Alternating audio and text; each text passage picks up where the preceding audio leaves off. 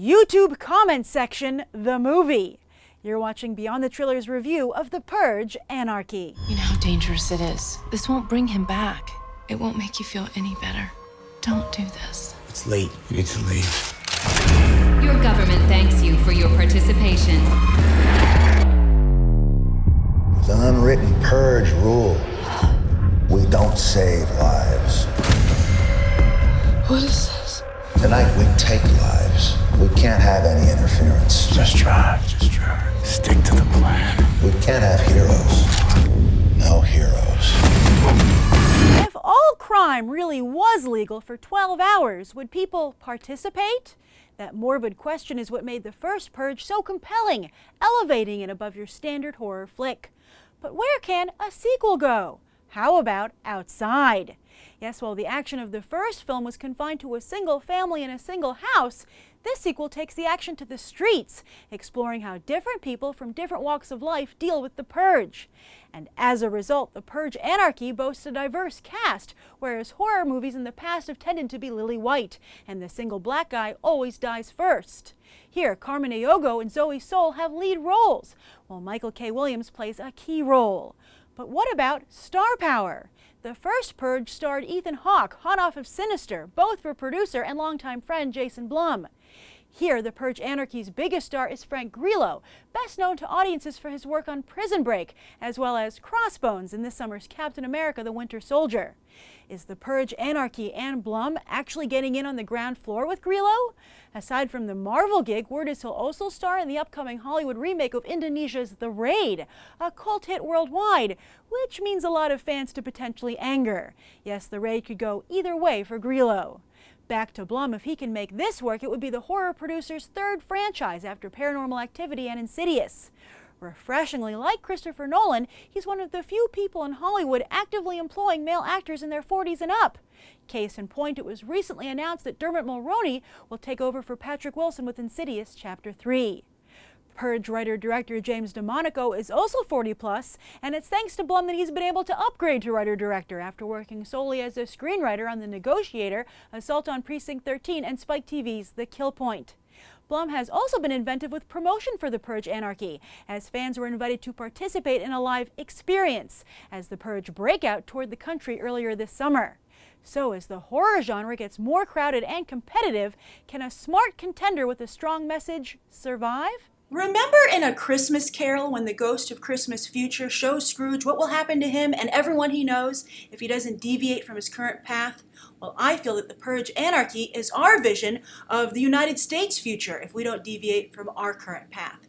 I think you see it in the news all the time, and this is a big subject of debate, about gun violence and also the festering hate between Wall Street and Main Street. And I think The Purge Anarchy does a great job of continuing that conversation while removing kind of the preachy aspects that I think kind of make people tend to turn away, being like, oh, this conversation makes me uncomfortable. I think by putting it in a genre setting, the horror setting, that it makes it a little more palatable. And it's a little bit, makes the medicine go down a little bit better. This movie is coated in sugar. But not totally. There are a few bitter spots, and I would say that's about halfway through the film when the characters get lost, and I think so does the plot. It loses its way a little bit, but thankfully it comes back together for a fantastic finish. I think it ended in spectacular fashion, and in a way where I'm not quite sure where they could go for a third entry, but I would definitely watch one. Now, as you might recall, I really enjoyed the first Purge, and one of the fun things about it was its world building. I think, and it's rare for this level of genre film, kind of a B or maybe even C-level picture to have this kind of world building is, as I said, rare. But The Purge had it. And so when I watched that movie, I thought about to myself, what was going on beyond Ethan Hawke and Lena Headey's home? And this movie does a great job of realizing that. And I can say I'm not disappointed in what James DeMonaco presents as what's happening out there. It's not one of the situations where you're like, what I imagined was better. This is very good. And it's good on multiple levels. I think the cast does a really phenomenal job here. There's really no star. I think everybody has, of the everyone I mentioned here now, in just a moment here, is kind of a lead character, and they all do a good job. Frank Grillo, I finally get why people like Frank Grillo. I think in the past, only his Prison Break fans have been like, oh, Frank Grillo, you're gonna love him, and then you watch and you're like, he was okay, I don't know what you guys are talking about.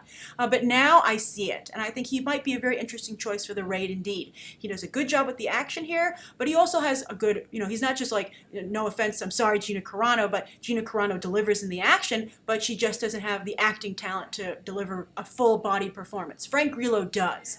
So his action sequences are very good, but yet also he's called on to deliver some emotional scenes as well, and he does that quite effectively. Then Carmen Ejogo, I'm trying to make sure I get the name right, and then also Zoe Soul, they play the two main female characters in the film, and they do a very nice job. They're not like, oh, suddenly we're really great at kicking ass, as often happens with female characters, or I'm a damsel in distress who's just going to scream and cry the whole movie. No, they were real. They were what women in this situation and, from this walk of life would actually act like, and they did it really well. Well, not, by the way, becoming just stereotypes.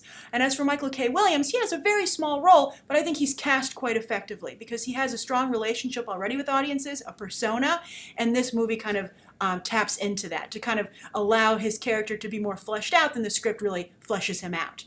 Because, you're like, hey, that's a typical Michael K. Williams role. It's almost as if Michael K. Williams is in The Purge. And he does a good job. I liked the way he was used. It was quite smart. This movie is a smart movie. I really do stand by that.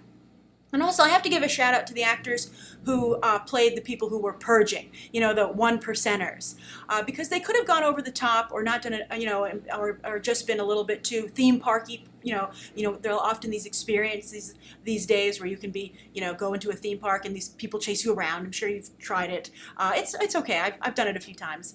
It can get quite scary though. But these performers delivered a real performance. These actors, and so while we haven't seen them before, and we might not see them again. They did a great job, and I think kudos should be given to them for really being game to help realize this world that James DeMonaco has created, and as I said, very effectively. So, and that's what I think is my favorite thing about the film. It's just real. It's real on every level. If this were to happen, and as I said, it's becoming less and less of a far-fetched idea, I do believe it would happen in this manner. And so you can put away, you're not taken out of the movie by like, well, that wouldn't have happened or that should have happened. As I said, it happens just the way you think it would unfold, and that's both horrifying and fascinating to watch. And also, though, it has the professional sheen that I think people expect and hope from these movies, especially with how much it costs today. The storytelling is there, the acting is there, the production values are there, and it's worth the money that it costs to go to the theater, buy a ticket, and buy the food, and just your time.